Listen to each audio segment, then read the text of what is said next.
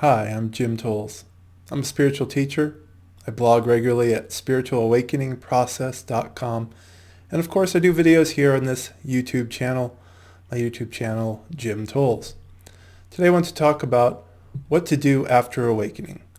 Obviously, I have a lot of videos and a lot of blogs about this topic, but it is a topic I like to return to because immediately after this major shift, and what arises during it, it's really easy to get confused. We're at our most vulnerable state at that time because we usually have no idea what this is asking of us, what it means. And some people never were spiritual in the first place, and they get thrust into this incredible, extraordinary change. As usual, I have to stop and expand our spiritual vocabulary because there are a lot of different spiritual experiences and shifts we can have. Our language tends to be pretty poor in terms of the different ways we can talk about it, which is why I'm sure some of you have talked to other people and said, I had a spiritual awakening. And they said, we had a spiritual awakening.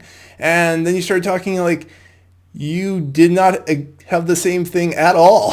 One person's talking about this big sense of love. This other person is feeling really peaceful. Another person just decided they hated their job. And they're all saying they're having a spiritual awakening. Now, what am I talking about when I say spiritual awakening? I'm talking about an inner intelligence that once awakened transforms you intelligently on its own. This is not about trying to do anything when that space is awake inside. This is about surrendering to figure out what this wants to do for you, and then supporting that in whatever way is necessary. And that's kind of the essence of what to do after awakening. It's like, how do we support what's arising within me? And even if you haven't had an awakening, as I've discussed it, all these other spiritual experiences, a lot of them are what I call spiritual openings, where you get a little bit of light in the room and you have a realization of some kind. And sometimes it's positive if you like what you see in the room, and sometimes it feels more negative because you don't like what you see in the room. So the light just shows what is.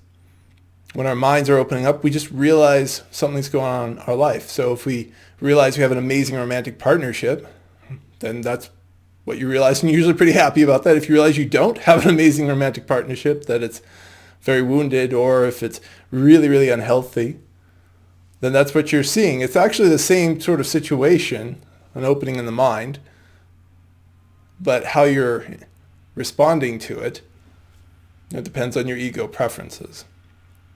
So a lot of the feelings that ebb and flow in the openings, and certainly in awakening, are really dependent on what your ego thinks about what it's getting or losing. And that's how the ego thinks. It's like, what am I getting? What am I losing? It's very binary in that sort of way.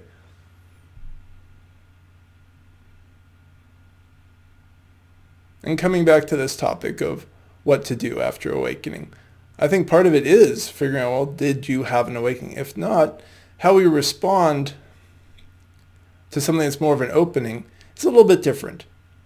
Because openings and these brief experiences that we can have, they kind of show us something, and then we really do have to take action. We have to say, okay, so I saw this about my relationship. Now I have to engage with this. Now I have to engage with appreciating the reality of it rather than the perception that I had before. If we return to the perception we had before, we create more suffering.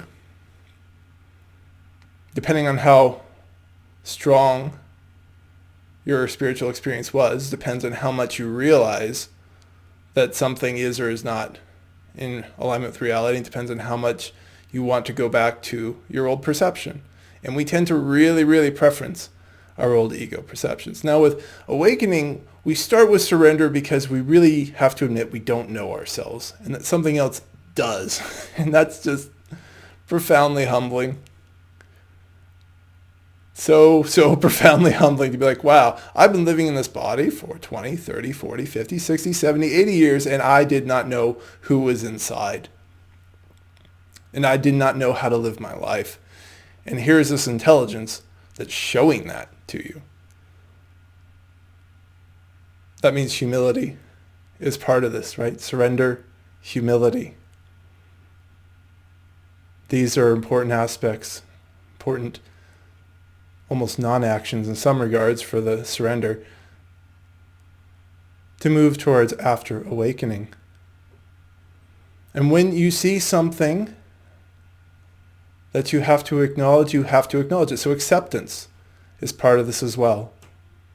And now I know the Western ego is all about like, well, what's the physical action I got to take, Jim? And it wants to jump ahead in these steps, but we're not usually there yet immediately after awakening. We have to figure out a lot of stuff and get reoriented. It's a very disorienting time because our old beliefs are being just thrown out the window.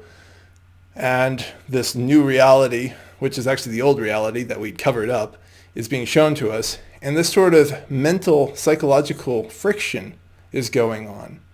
That's not a great time to be making major changes in life. Do major changes need to be made sometimes? Yes, sometimes.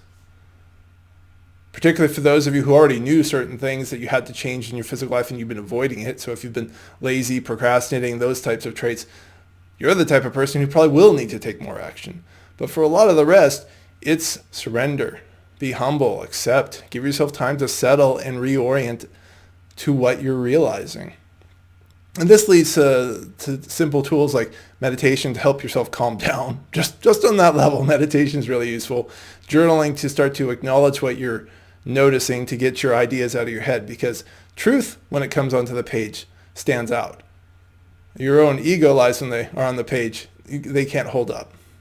Like you have to do a lot more work to make them be true because they're not true. The truth you don't really need to work that hard with. You can say be here now, and we are here now.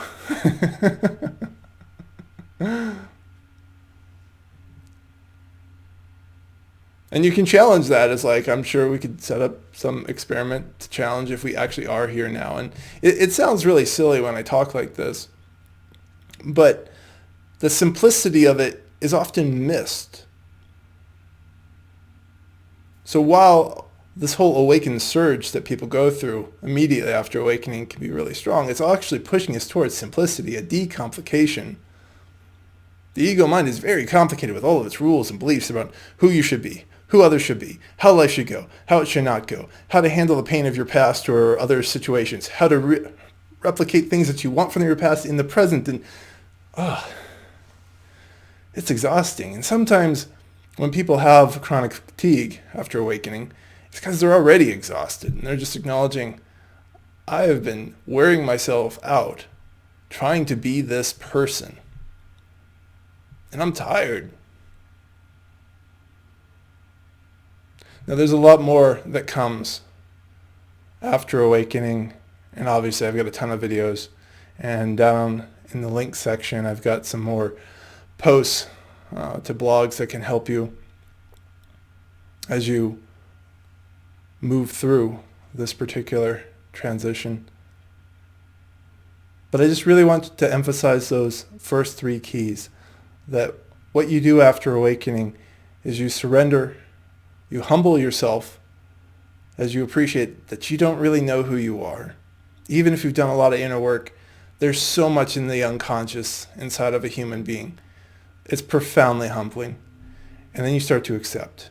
And these three steps will start you on the path to reorienting into being with the psychological friction that tends to go on where the ego's like, no, I was right all along, wasn't I? No, I am. This is stupid. I want this to go away. Right? All the objections. So those three things will help start you and reorient you to the truth and hopefully help you go further and dissolving the ego and working your way ultimately towards spiritual freedom if you so choose.